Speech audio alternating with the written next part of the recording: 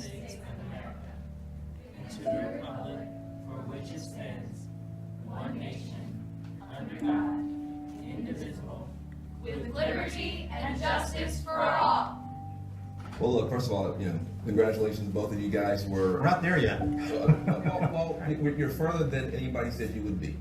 And I have enough class, and I was raised well enough to say, when you outdo, Yes, sir. Thank you. when you outdo expectations, good for you. But there's another side to this. People have talked about a miracle. I'm hearing about a nightmare. It's hard to be a parent tonight for a lot of us. You tell your kids, don't be a bully. You tell your kids, don't be a bigot. You tell your kids, do your homework and be prepared. And then you have this outcome, and you have people putting children to bed tonight, and they're afraid of breakfast. They're afraid of, how do I explain this to my children? I have Muslim friends who are texting me tonight saying, should I leave the country? I have families of immigrants that are terrified tonight. This was many things. This was a rebellion against the elites. True, it was a complete reinvention of politics and polls, it's true. But it was also something else. We've talked about race, we've talked about everything but race tonight. We've talked about income, we've talked about class, we've talked about region. We haven't talked about race. This was a white lash. This was a white lash against a changing country. It was a white lash against a black president, in part. And that's the part where the pain comes. And Donald Trump has a responsibility tonight to come out and reassure people that he is going to be the president of all the people he insulted and offended and brushed aside. Yeah, when you say you want to take your country back, you got a lot of people who feel that we're not represented well either. But we don't want to feel that someone has been elected by throwing away some of us to appeal more deeply to others. So this is a deeply painful moment tonight. I know it's not just about race. There's more going on than that. But race is here too. We got to talk about it.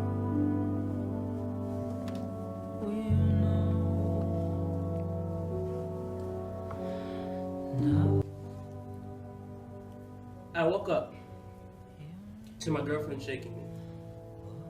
Get up, Marquise. Still half asleep, but I can hear the panic in her voice. Donald Trump's up and only needs 6 points to win the election. Still struggling to register the words, I got up.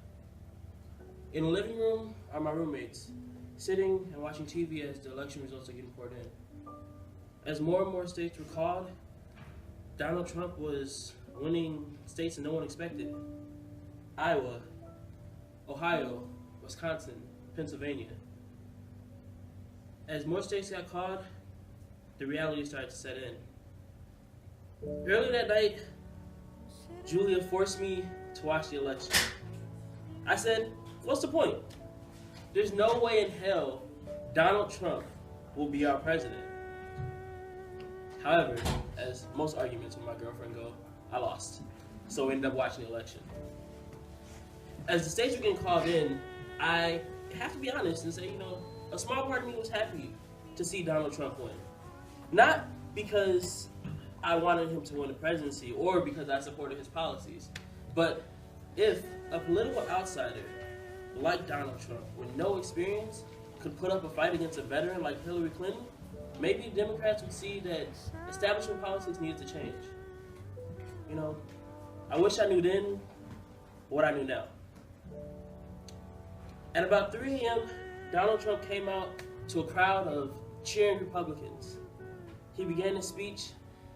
I just received a phone call from Hillary Clinton. At that instant, everything went silent. I could feel the blood within me start to boil and the anger start to build. I always hated when I got mad. See, my body does this weird thing where it decides to betray me. Instead of physical displays of emotion, I show tears. What the hell are we supposed to do now?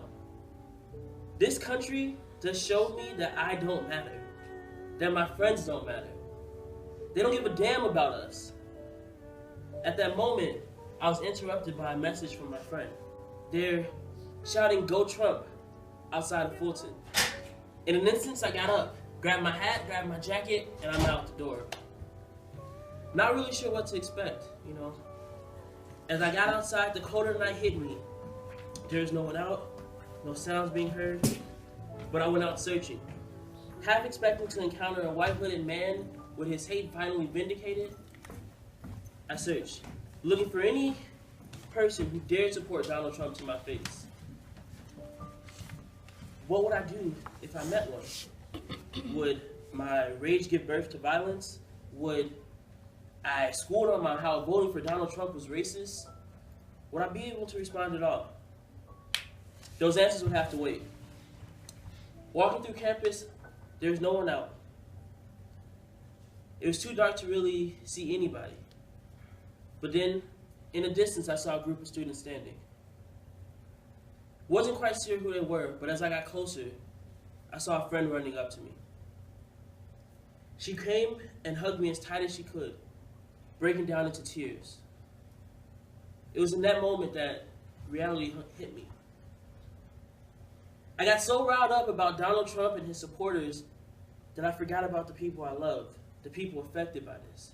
And I couldn't give a damn about who was celebrating or about what Donald Trump was promising. My thoughts were with them. As she squeezed me tighter and she cried louder, her pain became my pain. Her tears were my tears. My own thoughts of what I could do to help them. Standing in a circle, my friends looked defeated, teary-eyed, and just wondering why. I thought about what I could do, but as I thought, I realized I can't change people's votes. I can't change an election. I can't take away their pain. My project started to form after I took part in the homecoming game Black Lives Matter protest. Before the homecoming game, a bunch of students got together and chalked Black Lives Matter around campus. The majority of these chalkings were in front of Wallace Hall. By the morning, all of the Black Lives Matter chalkings in front of Wallace Hall were mopped up. Administration claimed that this was the act of one security guard, and that this act was not supposed to be discriminatory or full of malice, but rather that they had decided that Wallace Hall should be clean and the area around it clean before trustees got on campus. However, the problem with that claim, students quickly realized, was the fact that all of the Black Lives Matter chalkings were erased, but none of the sorority groups had been erased. Very next day at the homecoming game, I joined a group of students during a silent protest during the halftime of the football game. We wore all black, and we stood with signs that said Black Lives Matter. We stood there silently, and some of the people watching passed us and yelled that we were blocking the game. Some people yelled All Lives Matter, and one person told us that they pay for our tuition, as if it were money to keep us silent. The response to both the mopping up of the Black Lives Matter chalking and the comments that we got at the homecoming football game was to do another chalking. And this chalk filled the sidewalk in front of Wallace and went all the way to the street. There were also responses to security marked by the security car that said, "We will not be silenced," and things like "We will not be erased" were written all over the sidewalks. After the election, students got together and chalked support for minorities in front of Wallace Hall again. And these chalkings said things like, "You're loved," "You're welcome here." And suddenly everything started to form together. And I realized so much more of the war that needed to be fought. How so many people don't know what is going on to such an extent that a large part of our campus contains individuals who are genuinely confused by the fear and grief marginalized people are expressing, especially after the election of Donald Trump as president.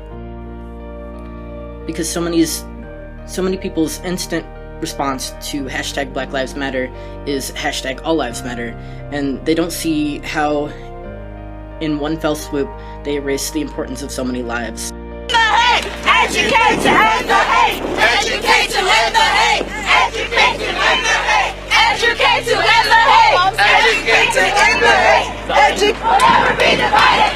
People united! We'll never be divided! People united! We'll never be divided!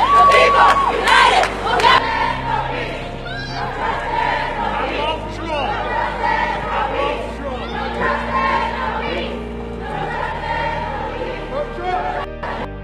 If all lives matter, why aren't you outraged by the institutionalized racism that makes up the very country you proudly fly the flag of?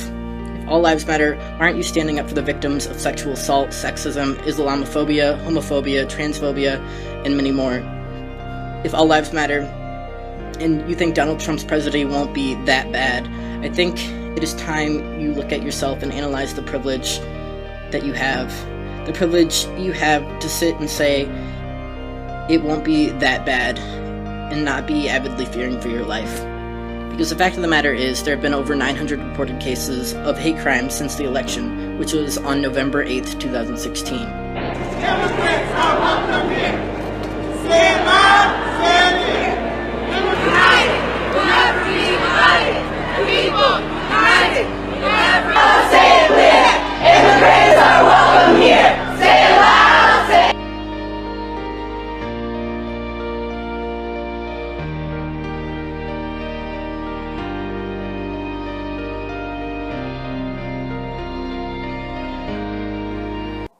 I realized that I couldn't stick to my original idea of making a video asking students and faculty about their opinions of Black Lives Matter and what they think that the college needs to do differently and that kind of thing, because while it could start a conversation,